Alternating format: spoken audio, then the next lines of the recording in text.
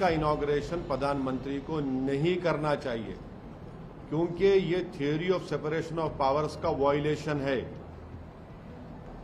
Legislature independent है, parliament independent है executive से, जो प्रधानमंत्री है, पार्लियामेंट इंडिपेंडेंट है जुडिशरी से, जो सीजीआई हेड करते हैं उसको। तो इसीलिए हम इसका अपोज कर रहे हैं कि प्रधानमंत्री को, वजीर आजम मोदी को इस नई पार्लियामेंट की बिल्डिंग का इनॉग्रेशन नहीं करना चाहिए, क्योंकि ये theory of separation of powers का ग्रॉस वायलेशन है। ये स्पीकर के डोमेन में, लेजिस्लेचर के डोमेन में एग्जीक्यूटिव इंटरफेयर हो रहा है। This is my personal view. It stems from both a gross misrepresentation of the nature of the occasion. You are celebrating India, the mother of democracies, the world's largest democracy, now the 5th largest economy in the world, going in the direction of the 3rd largest economy in the world. And you want to disassociate yourself from that. You're disassociating yourself from India, from what is Indian civilization, culture, and Indian democracy. I mean, in 1926, when this became the physical building of the Imperial Legislative Assembly, to 1947 till it was then. But in 1947, who was in power then? They're going back on their own past. And just because they want to oppose, because there is a, I don't know what the reasoning is, but I read out just now, and I'll read out to you again. Former Prime Minister Dr. Manmohan Singh and Sonia Gandhi ji inaugurated the new assembly complex in Manipur. He was a Prime Minister. She was not even holding a constitutional office. But more than that, they've done it repeatedly. And then when I tweeted the other day, somebody turned around and said, by 1 minute, somebody turned around and said, नहीं वो तो parliament के annex और library को आप क्यों mix कर रहे हो पार्लियामेंट के साथ? अरे भाई, आपने पार्लियामेंट बनाया होता तब भी वो भी आप ही ने करना था ना, अगर आपने बनाया होता। एक ने आपने बनाया नहीं, अब कम से कम join in the celebration, and now you are trying to find fault.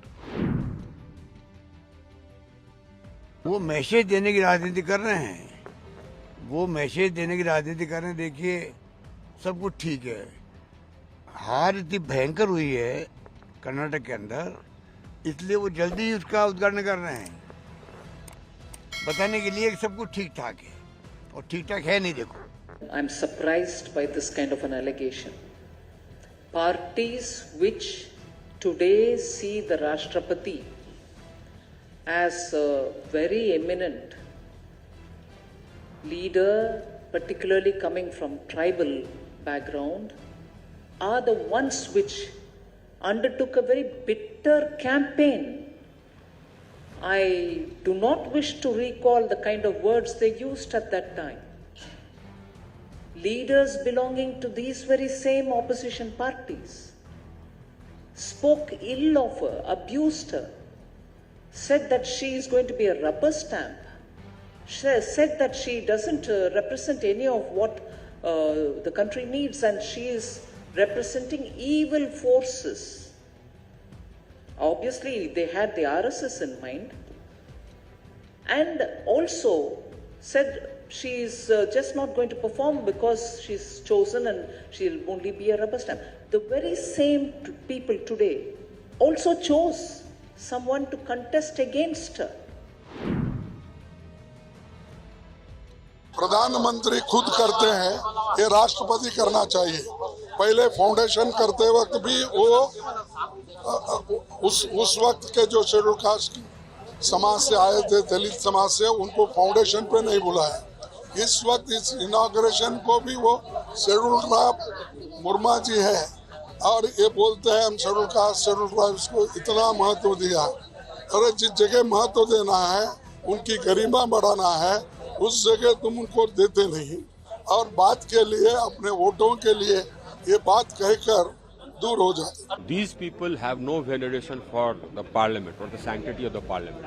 They're talking about the president. They have boycotted the president's address numerous times.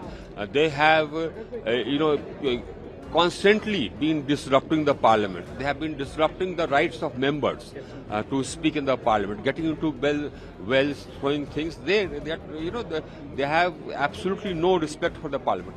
Now this is a great occasion for the country, and yet they play divisive politics.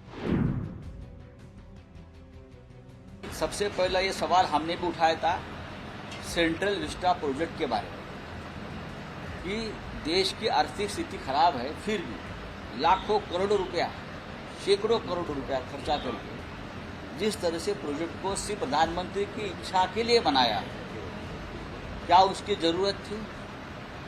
आज जो देश की संसद की इमारत है, parliament house है, वो और 100 साल चल सकती है। इस देश में जो इमारत है उससे भी पुरानी इमारतें इटाली में, ब्रिटेन में, फ्रांस में है, वो अब तक चल रही है। तो हमको इतनी क्या ज़रूरत पड़ी? ये इसलिए पड़ी कि ये संसद भवन ऐतिहासिक है। इस संसद भवन को ना आरएसएस ना बीजेपी का कोई रिश्ता है तो बनाने में, या वहाँ का जो ऐतिहासिक और क्रांतिकारी काम हुआ है उसमें बीजेपी का और आरएसएस का कोई काम नहीं।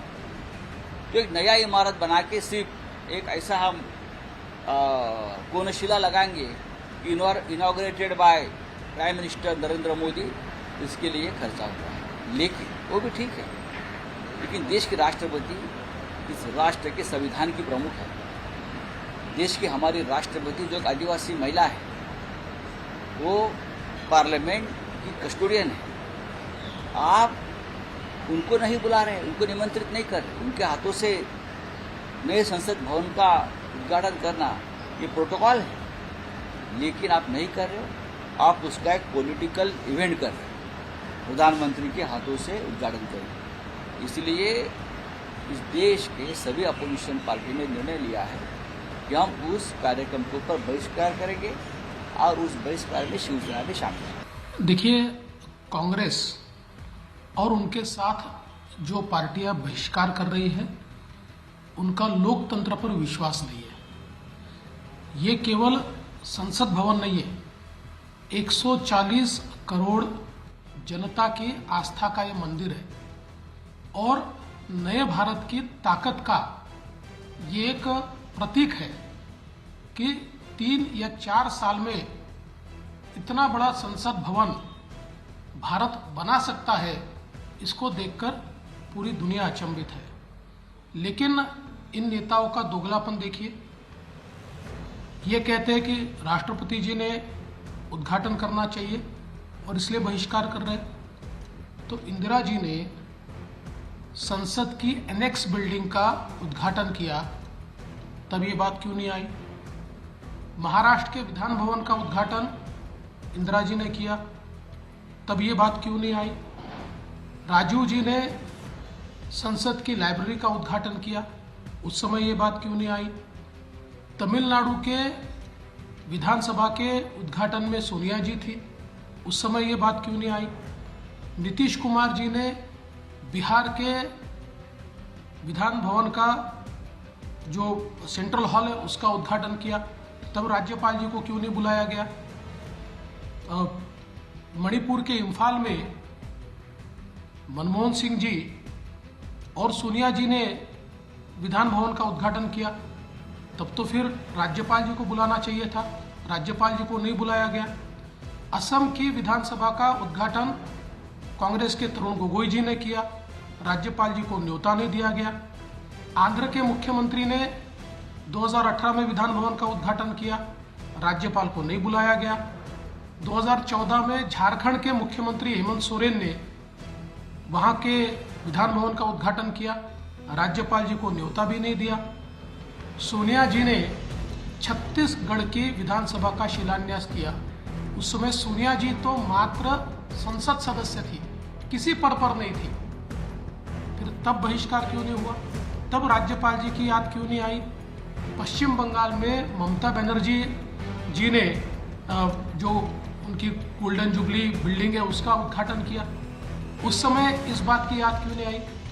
दिल्ली में मुख्यमंत्री अरविंद केजरीवाल जी ने विधानसभा रिसर्च सेंटर का उद्घाटन किया, उपराज्यपाल को तो निमंत्रित भी नहीं किया। तेलंगाना में विधान भवन का उद्घाटन हुआ, मुख्यमंत्री केसीआर ने किया, उस समय राज्यपाल जी को न्योता नहीं दिया।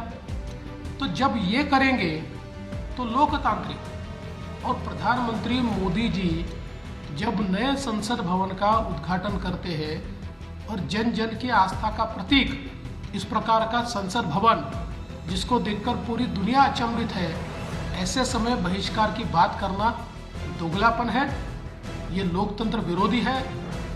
इनको देश के साथ कोई लेन देन नहीं, देश के संविधान के साथ लेन देन नहीं, देश के लोकतंत्र के साथ लेन देन नहीं। ये केवल कुर्सी के लिए राजनीति करने वाले लोग हैं। सभी लोगों से बात हुई है हमारी, और हम लोग जो है इसका हम लोग विरोध करेंगे, बॉयकॉट करेंगे। तो पहला सेशन है, हम लोगों का मानना है कि राष्ट्रपति जी जो हैं उनसे जो है उद्घाटन कराना चाहिए था, क्योंकि पार्लियामेंट के जो हेड होते हैं एक तरह से वो राष्ट्रपति ही होते हैं, और उनसे ना करा करके ये कहीं ना कहीं से राष्ट्रपति जी का अपमान जो है वो किया जा रहा है। तो हम लोग चाहते हैं कि पहला जो सेशन जो है, जो उद्घाटन जो भी हो रहा है, इसका सभी विपक्ष के दल मिल करके जो है बॉयकॉट कर। देखिए, इतना ही मैं कहना चाहता हूँ, पहले तो हिस्टोरिकल इवेंट है, सब में पॉलिटिक्स करना ठीक नहीं है। This is not good, this is not the time of politics. This is after almost more than a century, a historical thing is happening. So boycotting and making issue out of a non-issue is most unfortunate. I once again appeal them